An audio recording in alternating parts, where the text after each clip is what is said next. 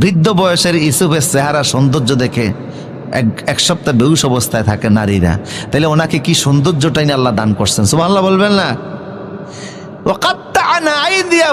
নারীরা তো ওনারা দেখে হাতই কেটে ফেলছে, রক কেটে ফেলছে হাতের, আর বলতেছে মা হাশা লিল্লাহ হাযা মালাকুন কারীম, এটা তো মানুষ না, এটা ফেরেশতা হইলে হইতে পারে।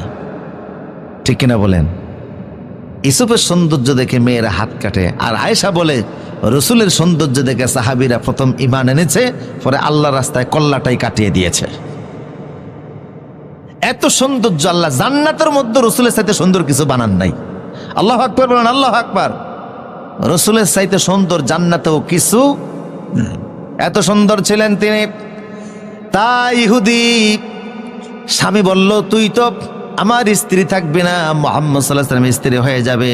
তার মানে ইহুদিরা ভালো করে জানতো মুহাম্মদ আল্লাহর রাসূল, ঠিক কি না?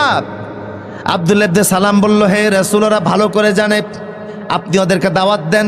রাসূল বলেন ইহুদিরা আর কতকাল ভিন্ন ধর্মে থাকবা, আসো তাআলাউ ইলা কালিমাতিন সাওয়াইন বাইনানা ওয়া বাইনাকুম আল্লা না'বুদা ইল্লাল্লাহ, আসো কালেমা পড়ে মুসলমান হয়ে যাও, সব আমরা একসঙ্গে জান্নাতে যাব। ইহুদিরা বলল আমরা ইসলাম কবুল করব না, বাপ দাদার ধর্ম ছাড়ব না। রাসূল বললেন যদি নাই ছাড়ো এটা তোমাদের ব্যক্তিগত ইচ্ছা, ধর্মের ব্যাপারে কোনো জবরদস্তি নাই।